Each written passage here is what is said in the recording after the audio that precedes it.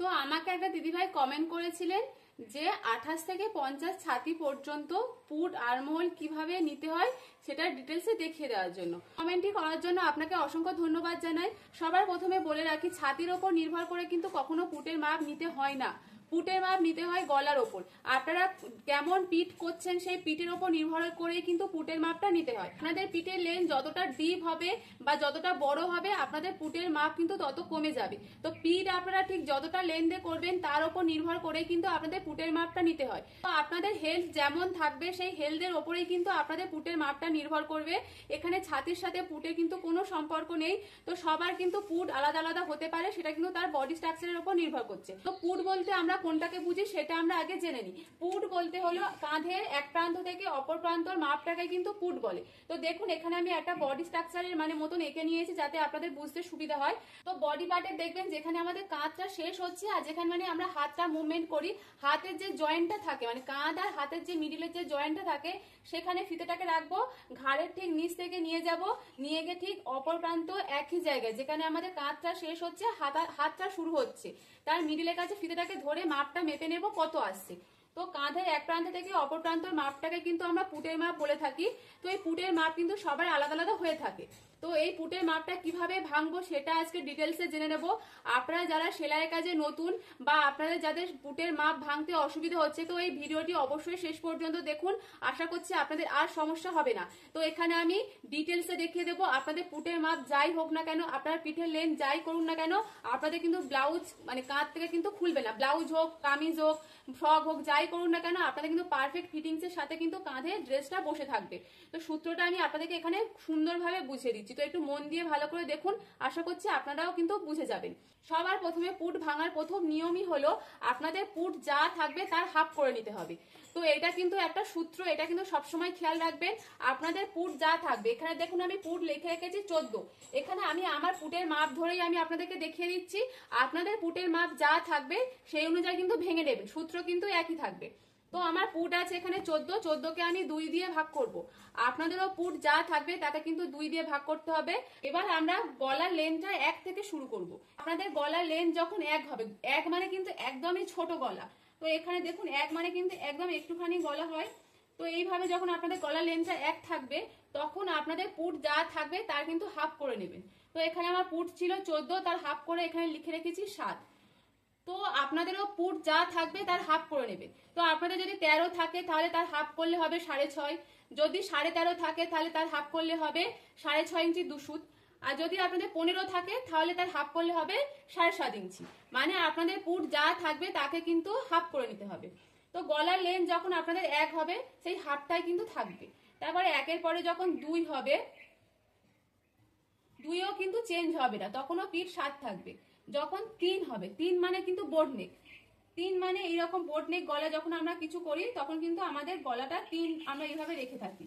তো 3ও যখন থাকবে তখনও চেঞ্জ করার কোনো দরকার নেই, 7ই থাকবে। মানে 1 থেকে যখন আপনাদের পিঠের লেন্থ 3 পর্যন্ত থাকবে তখন আপনারা কিন্তু পুটটা এখানে 7 ইঞ্চি নিয়ে নেবেন। তো আমি এখানে মুছে দিচ্ছি, মুছে এখানে লিখে দিচ্ছি। তো এখানে লিখে দিচ্ছি 1 থেকে যখন আপনাদের পিঠ 3 থাকবে তখন কিন্তু আপনাদের পুট যা থাকবে তার হাফ করে নেবেন। তো এখানে 14 আছে, তার হাফ করলে হবে 7।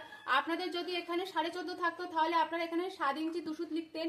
আপনাদের যদি 15 থাকতো তাহলে এখানে আপনারা 7.5 ইঞ্চি নিয়ে নিতেন। তো এইভাবে এখানে আপনাদের পুটের মাপ যা থাকবে তার কিন্তু হাফ কিন্তু নিয়ে নিতে হবে যখন আপনাদের 1 থেকে 3-এর মধ্যে গলা থাকবে। তারপর এখানে 3 থেকে যদি আপনাদের গলা যদি 4 করেন, যদি 4 করেন তখন আপনাদের যে মাপটা ছিল তার থেকে 2 সুত মাপ কমে যাবে। তো 7 থেকে আমার 2 সুত মাপ কমে গেলে হবে এখানে 6.5 ইঞ্চি 2 সুত, 6.5 ইঞ্চি 2 সুত। তাহলে এটা হলো। তারপর এবার আপনাদের গলার লেন্থ যখন 4 থেকে 5-এ আসবে, এবার এর থেকেও 2 সুত কমে যাবে, কমে এখানে হবে 6.5 ইঞ্চি।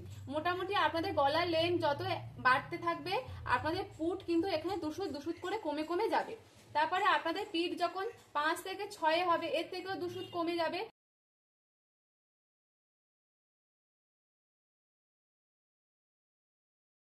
আপনাদের পিঠ যখন 6 থেকে 7-এ আসবে এর থেকেও 2 সুত কমে যাবে, কমে হবে 5.5 ইঞ্চি 2 সুত।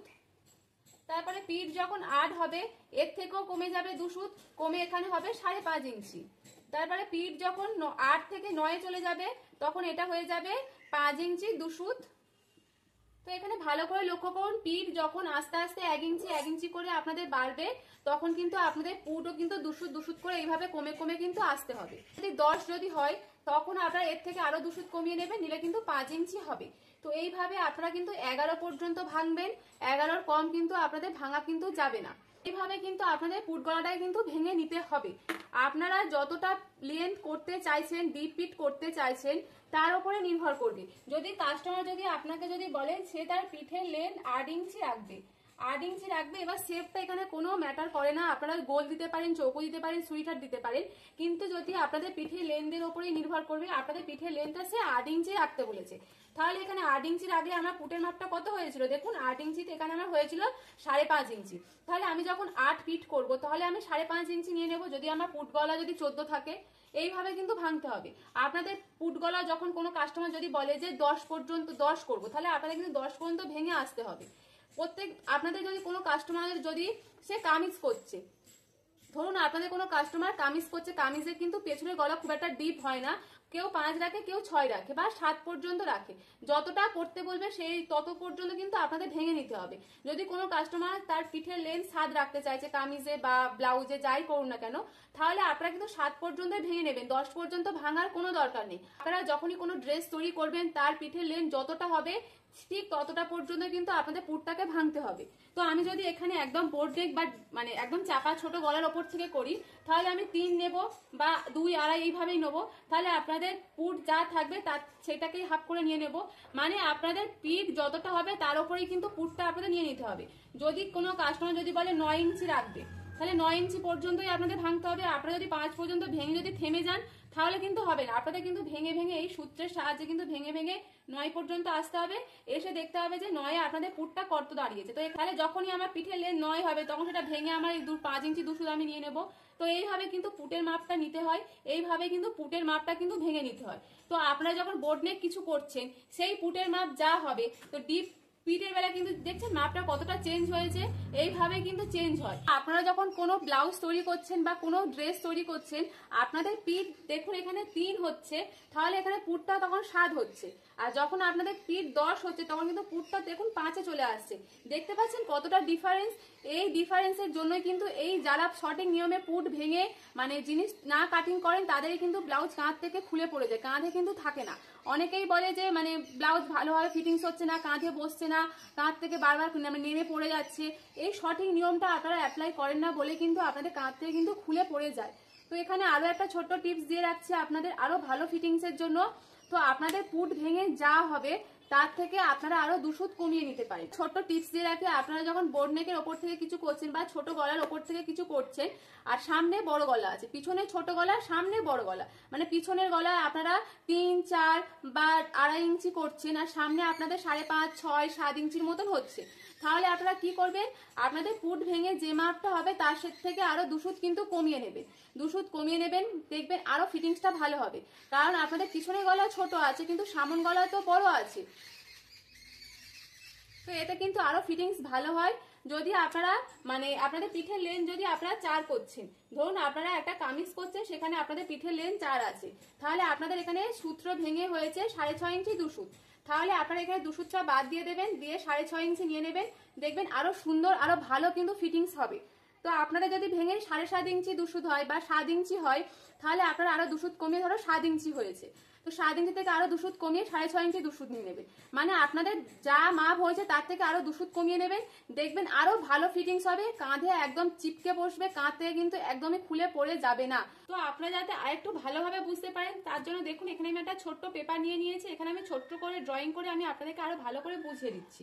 তো ধরুন এটা আমাদের পুট গলা, আর পুটের পরে কিন্তু এখানে মোহরার মাপটা নিতে হবে। তো এখানে আমি একটা নর্মাল একটা ড্রয়িং করে রাখছি যাতে আপনাদের বুঝতে সুবিধা হয়। তো এইভাবে একটা ড্রয়িং করে নিয়েছি, এবার এটা হচ্ছে আমি এখানে কেটে নেব।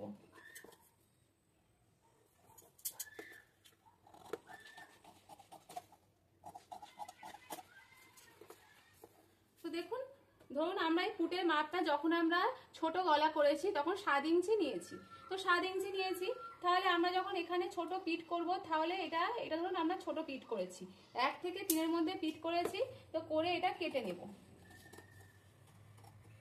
তো এটা কেটে নিলাম, নিয়ে দেখুন এখানে পিঠটা কত সুন্দর হয়েছে। এখানে কিন্তু পিঠটা দেখুন খেলাচ্ছেও, মানে এখানে খেলাচ্ছেও সুন্দরভাবে, আর কাঁধ থেকেও কিন্তু খুলে পড়ে যাবে না। যেহেতু বোর্ড নেক ছোট পিঠ আছে, কাঁধ থেকে কিন্তু একদমই আপনাদের খুলবে না।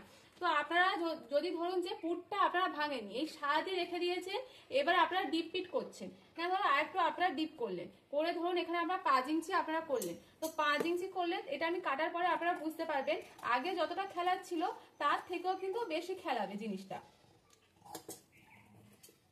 তো দেখুন এইভাবে কেটে নিয়েছি, নিয়ে দেখতে পাচ্ছেন এটা কতটা খেলাচ্ছে। এটা কিন্তু আরেকটু, আগে কিন্তু এতটা খেলাচ্ছিল না, এখানে কিন্তু আরেকটু খেলালো। এরপরে আমরা যদি আরো ডিপ করি, এখানে পুরটা আমি একই রেখেছি, মানে সারাদি ধরুন আছে। এবার আমি এখানে পিঠটা আমি এখানে 10 ইঞ্চির মতন করছি। যদি 10 ইঞ্চি যদি আমি এখানে পিঠ করি, এখানে আমি একটা র্যান্ডমই রাউন্ড শেপ দিয়ে দিলাম। এবার 10 করলে তাহলে দেখবেন আপনারা পিঠটা কতটা পরিমাণে খেলাচ্ছে। এখানে দেখুন এখানে পিঠটা কতটা খেলাচ্ছে। এটা যখন আপনারা তৈরি করবেন বা তৈরি করার পর যখন পরবেন, এটা যখন কাঁধে উঠবে না, এইভাবে খেলিয়ে এইভাবে বড় হয়ে যাবে। তার জন্য কিন্তু আপনাদের পুরটা ভাঙতে হয়। আপনাদের কিন্তু পুরটা, আপনারা গলাটা যতটা ডিপ করবেন আপনাদের পুরটা কিন্তু কমিয়ে কমিয়ে নিতে হবে। নাহলে আপনারা যতটা ডিপ পিট করবেন আপনাদের মানে পুট আপনারা একই মাপ রেখেছেন, স্বাদই রেখেছেন, কিন্তু এদিকে আপনারা ডিপ পিট করেছেন, তাহলে আপনাদের মানে খেলিয়ে অনেকটা খেলিয়ে যাবে। তখন আর ব্লাউজ বলুন বা কোনো জিনিস কাঁধে আর থাকবে না, কাঁধ থেকে খুলে পড়ে যাবে। সেই জন্য কিন্তু আপনাদের পুটটাকে ভাঙার দরকার। তো এই জন্য আপনাদের কিন্তু কাঁধ থেকে খুলে পড়ে যায়। সঠিক নিয়মে আপনারা যদি না নেন, তখনই মানে পিঠ এরকম বড় হয়ে যাবে, খেলিয়ে যাবে, গলা থেকে কিন্তু পড়ে যাবে। ভিডিওটি আপনাদের কেমন লাগলো অবশ্যই কিন্তু কমেন্ট করে জানাবেন। যদি একটুও ভালো লেগে থাকে তো চ্যানেলটিকে অবশ্যই সাবস্ক্রাইব করে দেবেন, একটা লাইক করে দেবেন, কমেন্ট করবেন। আর আপনারা যদি কোনো টপিকের ওপর ভিডিও দেখতে চান, কাটিং সেলাই, সেটা কিন্তু অবশ্যই আমাকে কমেন্ট করে জানাতে পারেন। আমি কিন্তু অবশ্যই সেই টপিকের ওপর ভিডিও করে দেবো। তো আজকের ভিডিওটি এই পর্যন্ত, দেখা হচ্ছে পরবর্তী ভিডিওতে। টাটা, ভালো থাকবেন সবাই।